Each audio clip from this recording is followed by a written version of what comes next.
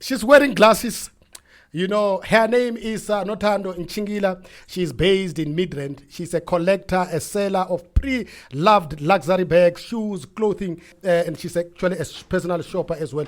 Like I've said, she specializes in any design in this world, you know, and she can do anything as long as it has got anything to do with selling. If you want to sell your organ, you want to sell your watch as well, anything that has to be sold. And if you think you are in the market, you need to be sold as well. She is here. Her name is Nothando. And Nothando is a beautiful young woman, you know. Unless if I'm mistaken, she looks young. Yes, I am. She knows names, I right? don't believe that. Stan, instead of saying she's beautiful, can we say that she's a perfect creature? Oh. Yeah, she is. She is. She is. Are you mesmerized? Yes. You know, if you are mesmerized, wait for this. You've got a seraphic smile as well. Oh, you guys. No. Is it me or is it? It's getting hotter in here. No. Vision wanted to say you are gregarious and affable person. Okay. The most worst part is I still have to catch up to what has been done. So I still have No, to but know. but she is the opposite of Jijun. Yeah, she is. Yeah. Yes. The June. July. Oh. No, I'm joking. It's Debonair. No. Say that again, Vision. Debonair. Debonair. You are debonair. Debonair. It means you are sophisticated. Oh, okay. You know, you walk in here, right? Mm-hmm. It was as if, you know, right at the sole of your shoes, they were like golds and diamonds. Oh wow. Do you know what Maya Angelou will say? Mm-hmm. Will say, you know, the way you swing your hips is as if in between them there's a gold mine. Oh, maybe there is. So welcome to VMC Planet Radio. Thank you so much for having me. We are so. Do you know how happy we are to see you, especially in this month? Oh wow, I'm also happy to be here. Are you happy to be here? Yes, I am. It's such an honor, actually. Okay, get closer to the mic, right? Okay. Is this close enough? It's close. You know, Okay. people that are at home, right, driving, listening through their phones, ne, they can hear you so clear now. Okay. You know, with that dulcet voice, I'm sure they're gonna melt. Eh? Stop. Okay, why is it that when women say stop, they even do this with their hands, like stop? They don't only do it for stop. There's one that says really. Or is it? I don't know. You know it. Yeah. So let's talk about you, right? Okay. Who is Nothando Ntshingila? Okay, Nothando Ntshingila. I like to call her a hustlerpreneur. You know, she's a go-getter. She's a girl that's seen the most in life. Hey, born and bred in Swaziland originally. I came to South Africa when I was 13. A few years ago. She wanted to say when. She wanted to say when. Then she looked at us. Then I'm like, okay, they're gonna know my age. Yes. Yeah. So. No, but I don't think it's a problem because you see, some other people don't grow up, and some other people, when you look at them and their age, there's incompatibility. But with you, your age and yourself are compatible. Thank you, darling.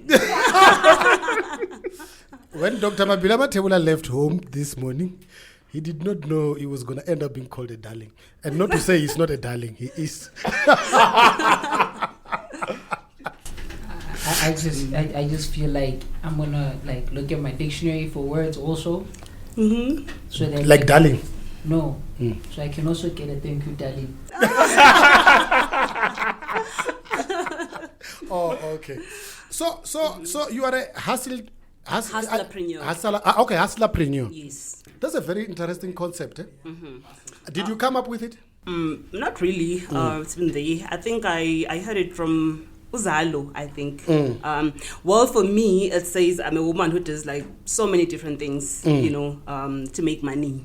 All legal. So if there's an opportunity for me to make money, I'm there. But the main thing that I do is I'm a personal shopper for luxury brands. Not just a personal shopper, but for luxury brands like your Louis Vuitton, your Gucci, your Versace, clothing, handbags, and the sort. That's the kind of thing that I deal with. Yes. Not your organs, not humans. Yes, but luxury brands. Yes, I'm in the fashion kind of business. Not luxury organs, ne? Yes. So none of ours. No. We are safe. Yes, we are safe. Very safe. You see, and she had to make a disclaimer. Yes, before people call me like, okay, I've got a mic that I want to sell. Can you help? I've got a guitar that I need to sell. No, I don't do that. If it's not luxury, right? And somebody wants to sell, would you compromise? Well, it depends on the price.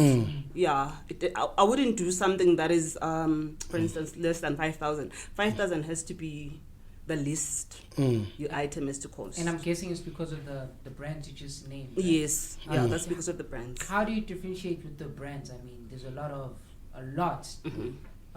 like Louis Vuitton bags where the actual handle is supposed to be black, but the one that someone is selling to you it's brown, and there's not supposed to be an LV everywhere. It's supposed to be a specific LV with one place. How do you see which one is authentic and which one is not? How did you? Okay. So, excuse me. So my business, like it's in two parts. I've got the part whereby I only buy what clients want. So this is how it works. I'll explain both of them. So with this one, the reason why I started it actually is because here in South Africa, we only have like your luxury stores in Sandton, in Gauteng, and then in Cape Town. And then there's people who are in KZN who have the money, who love the designer brands. But then you don't want to drive all the way to Gauteng to buy one designer bag. Yes, and you don't want to come and buy like a pair of shoes. And then there's a possibility that when you get here, you won't even find it. And then you've used a lot of money, you know. Then when I came up with the concept to say, look, I'm here, I'm close to Sandton, you know, I'm already in this business whereby I'm selling secondhand designer brands, you know. So I also had clients who wanted brand new stuff who used to ask me for favors. Can you go to LV and buy me this Tando? I'm like, no, sure. So I thought, okay, maybe I can actually bring this on the table to say, you know what, this is a business that I'm starting, you know. So that's how it started. So a client will approach me to say, Tando, I want this bag at Gucci. How much is it? Then Mina, I will speak to a client advisor from Gucci to say, what's the availability here? What's the price here? You know, and then once we sort that out, I'll go back to the client and invoice her with the fee that I charge. I actually charge a 10% fee of whatever that you're buying for me to go and buy for you. You know, so I buy directly what clients want directly from the store. So there's no way it's counterfeited. You understand what I mean? It's authentic because it's straight from Gucci. I'm not buying it from Small Street. If you want a Versace bag, I'm buying it at Versace. I'm actually shipping it to you with the full packaging, with the invoices. And to people who already buy designer brands, you will have a profile in the designer store. You know, if you buy a bag at LV, if it's your first time, they'll create a profile for you so that next time when you come, you only give them your number. You know, so I say to clients, because I've got so many people who say, how will I know this bag is real? How will I know that you bought it at LV? You know, even though like right now what I've introduced is on Instagram, it's reels because that's where I sell. So I will do a reel buying the bag like at LV so you can see that I'm actually buying it here. So now I've come up with a plan to say, you know what, I will buy it under your name. So should you need to check if it was bought directly from the store and not at Marabastad or Small Street, you can go and check. You understand? Especially with so many like scammers online, people are like, you know what, it's a lot of money. These brands cost like a fortune. You know, yes. So people want to be sure to say, you know what, you are not just taking pictures at Gucci and then once I pay, you go to Small Street and source out. Because trust me, Small Street sells some of the worst counterfeited items. They also come with packaging and stuff. So people want to know okay, you actually bought it there. So I will send everything. I will even buy in your names to say, you know what, this is where I got the item from. You are more than welcome to check. And then, if I'm selling you a bag or something, are you able to see if it is counterfeit or if it's the original thing? How do you depict that? Okay. Normally with that, when I call it consignment, so you bringing it back to me and all that. So normally it has to be bags that still have that are traceable, if I can put it that way. You know, that still have the invoices where I'm able to check. And also I've got a supplier that actually authenticates bags, so I would be able to check if this bag is authentic or not.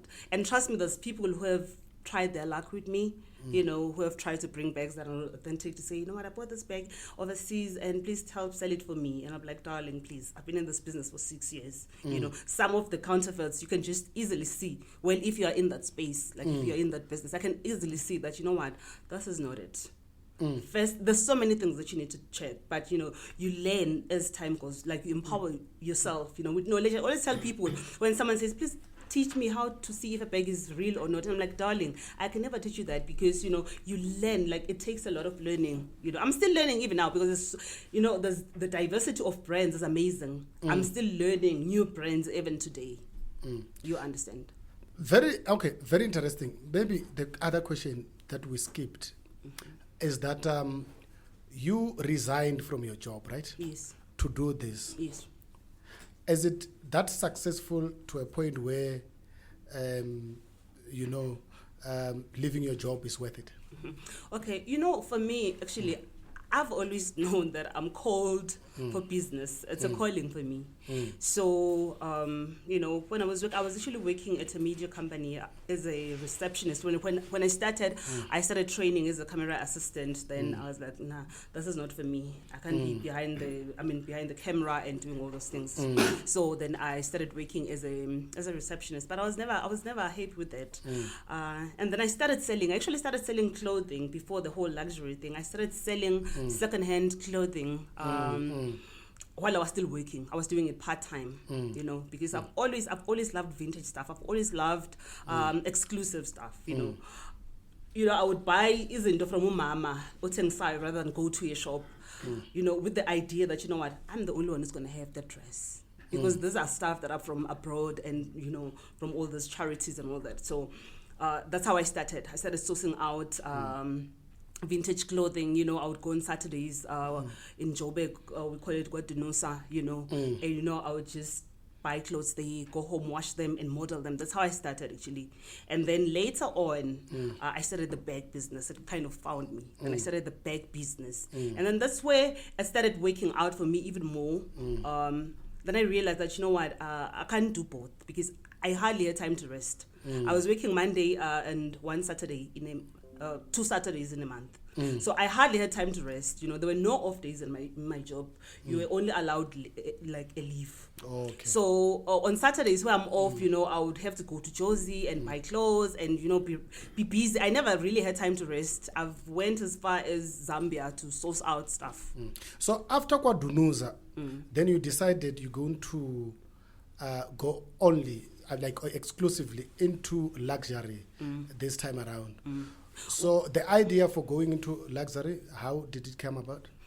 Okay, so I've always loved designer brands, but I'm someone who, I'm from a very poor background, so I never thought I would be in that space whereby I could afford to buy a Gucci bag, for instance, you know. Okay. Yes, so, and I've never loved counterfeited item. I was like, okay, I'd rather just buy plain and. So my ex-boss, where I was working at media, he's the one actually who brought the idea to my head, because I was already selling like vintage stuff. Then it was like, you know what, our original is from UK. He's like, you know what, Thando, why don't you try something like that? You know, my girlfriend does something of the sort, source out designer bags and resell. You know, there's women who buy so many bags and at the end of the day, they don't even sell them, and I can actually hook you up with them. So I was like, oh, okay, let's test the waters. Let's see, you know, what I can do with it. Then he hooked me up with the girlfriend, and that's how I started. And eventually, I ended up not going to Dunusa because it was like time consuming and it was doing very well. So I ended up like graduating from selling clothing to just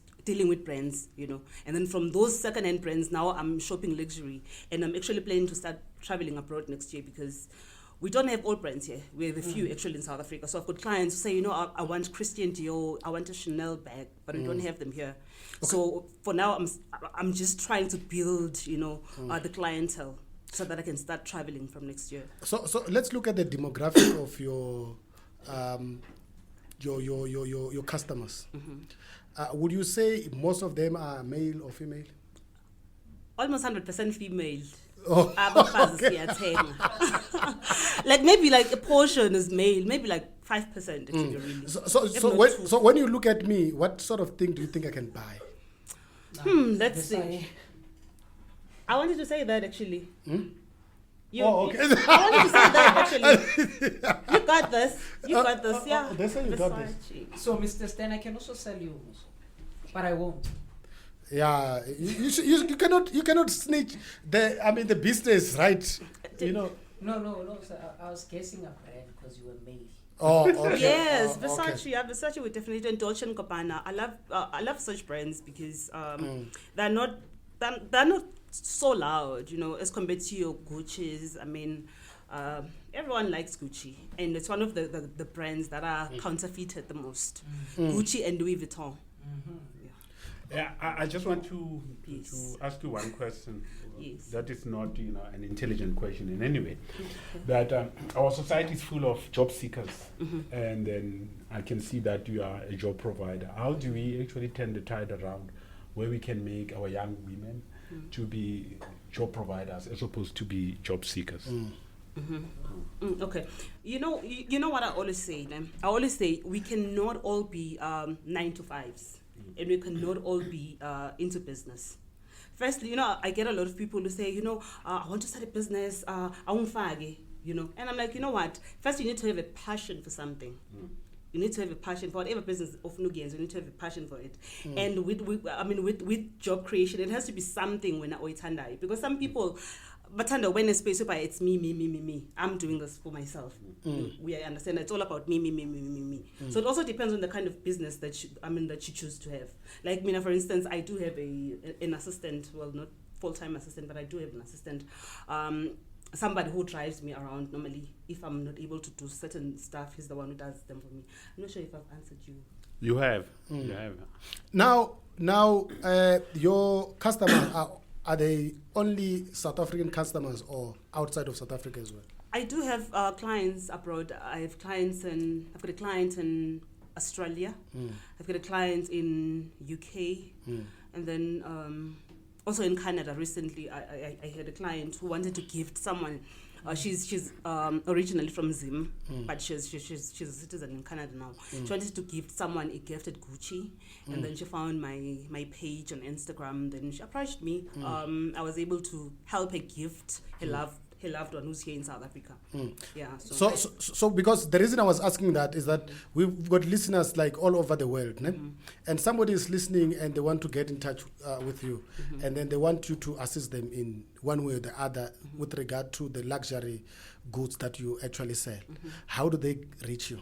Okay, I'm on Instagram. I've got 2 separate pages on Instagram. Okay. The first one is the oldest one. It's at Vintage Styles, LMK back up. That's where I deal with the second-hand. Can you repeat that? Vintage Styles, LMK back up. Oh, LMK. Okay. Yes. Okay. I Yes, thought Vintage Styles, LMK. Back up. It's a backup page because I lost my page last year. Instagram is not kind to us sellers these days. Oh, okay. Yeah. So the other one is at I underscore. There's a lot of underscores. At I underscore buy underscore it underscore for the number and then you. It's at I buy it for you. You know what? Let me tell you. Let me tell you what's going to happen. Because we're also making a podcast of this, right? Because it's going to be very difficult for somebody with a pen now to write all of those. But just repeat it for the last time. Okay. The other one is at I underscore buy underscore it underscore for the number you. It's at I buy it for you. Oh. And then how much research would you say it takes to actually be in such a space, especially with the brands you deal with? Sorry, can you repeat that? How much research do you have to do because the brands that you deal with? Okay, actually with the first business that I did, I can say a year or so, because that's when actually I felt confident enough to quit my job, because I felt like, you know what, I'm at a good space now, But as I've said as well, that you can never say you know enough. You always have to learn.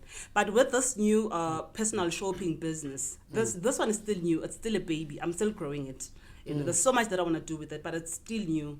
I actually recently opened it in May. I opened the business like fully in May. But with the pre-loved one, it's been there for like 6 years now. Do you have like a storage where you store the goods, or you store them at home in your I place? store them at home because I don't want to be paying rent. I mean, with the whole COVID and how it affected businesses, I was actually glad that I didn't have a store. You know, it affected a lot of businesses, especially from last year when it started. So I was glad that, you know what, my home is actually it's like my storage. I've got a closet thing. Nothando, what skills do you need to operate international business? What are the competencies that you need to operate at a global level as you do? Oh, in the same business that I'm doing, you mean? What are the competencies that are needed? Okay, firstly, you need to be a social media person because that's where you get clientele. You need to be a social media person. You need to be, for this business, you need to be somebody who's into fashion, who's fashion forward. Then you know which things are trending, which people are trending, which pages you need to follow, because that's how you're gonna get your following. You need to be actively a social media person. That's the biggest one. And you also need to be a globetrotter. Like, I love traveling. And it opens up your mind to so many possibilities. What makes you sleep at night though? What makes you like have this peaceful sleep? Oh, okay, when my bank balance is looking bad. Actually, just seeing my business grow, actually. It's amazing because like it's grown so much, and it's grown because I am passionate about it. What Ramona can tell you, I'm very passionate about what I do. So, you know, I always find ways, you know, to come up with new ideas, you know, to sustain my business, you know, to get people excited over my business. And I always say that, you know what, I'm my brand. People always say, Tano, what are you always looking for? I'm my brand. You know, when people see me, they need to see my brand. They need to know that this woman knows what she's doing. Yeah, maybe before we let you go, can you tell us a little bit about your being an ambassador of the NGO? Oh, okay. So it started in 2013, actually. I went to visit home in Swaziland because remember, I was born in Swaziland, but I was raised here. My dad is South African, so I was raised here in South Africa. So I went to visit home. I went to visit my mom and siblings. My parents were never married, so I've got like 2 families. So I went to visit them. My siblings were part of this NGO already. It's called Possible Dreams International. So they were already part of it. My sister is working for the NGO. My younger brothers were part of the choir in the NGO. So within the NGO, the founder actually started a choir as well. It's called Possible Dreams International as well, choir. So I went there to visit home. So then my sister introduced me to the founder of the NGO, who is Sri Lankan born, but raised in Australia. So when he met me, he was like, "Oh, Nothando, I've heard so much about you. I heard that in church you sing. You know, I'm so fascinated. You guys are all into music." And I was like, "Yeah." Then he's like, "Come join us, sing something." I'm like, "Oh, okay, but I don't know your songs." He's like, "No, it's fine. Just join us." Okay, then after that rehearsal, it was a rehearsal. After that rehearsal, my sister started a Tsonga song, and remember in Swaziland they don't know Tsonga. It's a joyous celebration song. And then she called me. She's like, "Tando, come join in." Then I started leading the song. And this guy, he was not at the room at the time. Then as he came in, he found me like leading the song. Then he just clapped his and was like, "Wow, Tando. Wow, I need you to sing the song in Australia." They were already preparing to go to Australia to raise awareness in 2013. Also, this was 2012 late. She's like, "I don't care what it takes. I need you to be part of this. I need this song in Australia." So I was like, "Oh, okay, cool." So that's how I joined the NGO. So as I joined it, I'm someone who had a lot of baggage, and I've been sexually abused before, physically abused. You know, I've been through the most, and I had always bottled it up inside. So when I met this guy, he's like an angel, that man. So when I met him, you know, he has this brotherly kind of love. Then I started being able to open up for him. And then when I started opening up, you know, I found healing. Then he was like, "You know what, Tando, how would you feel about talking to women about this?" And I was like, "No, you know, I'd actually love it, because I think to me it's going to bring healing." That's how it started. Then I started, like when we went to Australia, so I was part of the choir, is part of the leaders, actually, though I was the last one, but I was part of the leaders. And then I was the only one to be interviewed on radio, TV, and all that, because I'm outspoken. So yeah, so I started speaking as well about, surviving, being a survivor of physical abuse, being a survivor of sexual abuse as well. And then when I started speaking to women, it was amazing that so many women have been through the same thing, but they never talk about it. Nobody talk about it. Even in my own family, people started saying, my firstborn, that is how I got my firstborn, and yeah, so that is how I got to that. Thando, we would like to say thank you very much for coming through. You are an inspiration, I think, to a whole lot of people, not only young women. And we love your spirit right here at VMC Planet Radio. And we wish you well in your future endeavors. And we would like that your businesses, let them grow, expand, and become very, very, very, very big, right?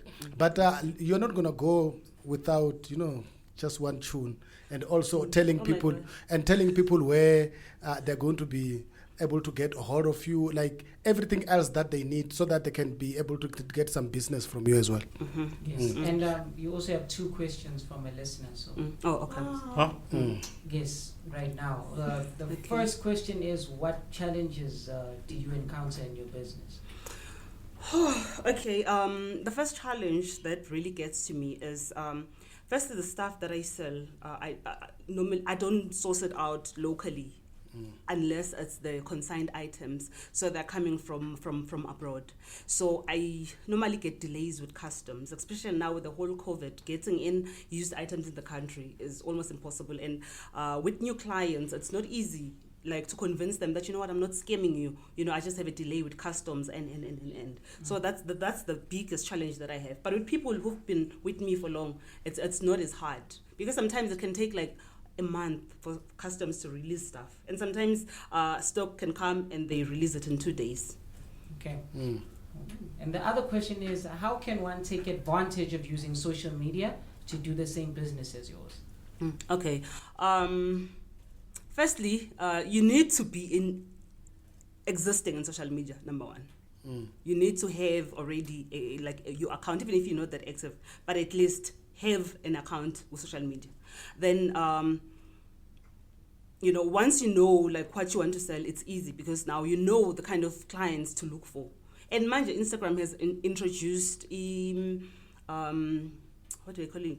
Whereby they sponsor your page. You can advertise your stuff, and Instagram sponsors.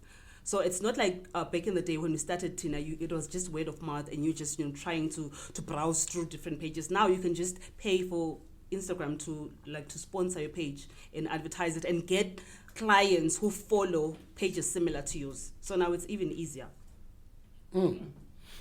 Yeah, now thank you very much. In fact, we are going to ask for that tune, right? Just one tune, because you see, let me tell you what's going to happen. Because you see, I want to tell you what Vision is going to do, not what I'm going to do. You see, when Vision freestyle, right, he's going to include your name on the freestyle. Okay. So he's going to include Ramona's name on the freestyle as well.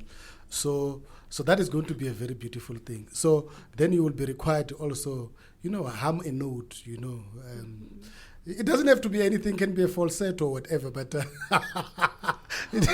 but you look like you can sing anything. Anyway, but we would like to say thank you so very much, ne? Okay. Yeah, Okay, you see, she's raising her hand, and because I used to be a teacher, a facilitator. So when I see somebody raising her hand, I would like to point at them. Yes. All right, yeah.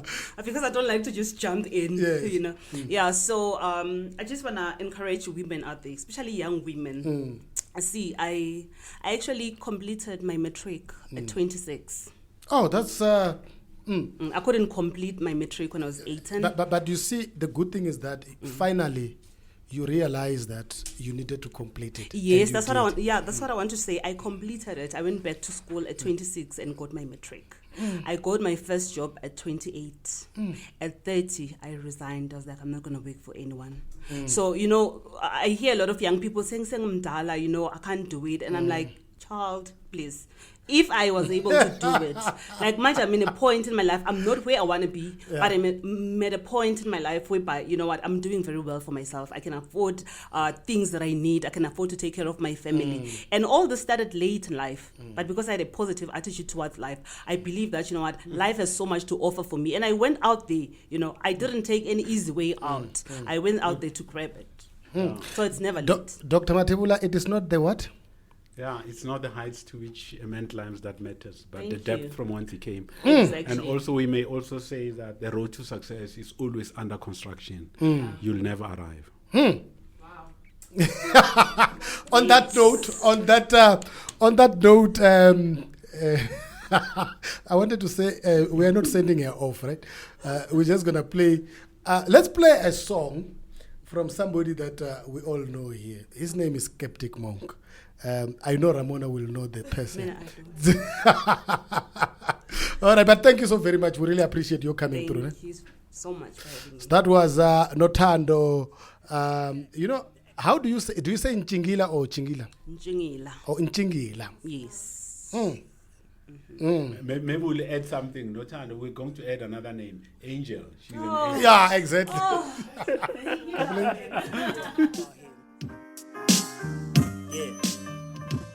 Of Megiddo, Armageddon collecting teeth. Give me kino how hore. Ibaha etale onwa ino. Sikukuni sibuela lengo bang. Lamino, I fight back, cut through steel. Magneto. Echo utility, mechanisms of reach to let you know.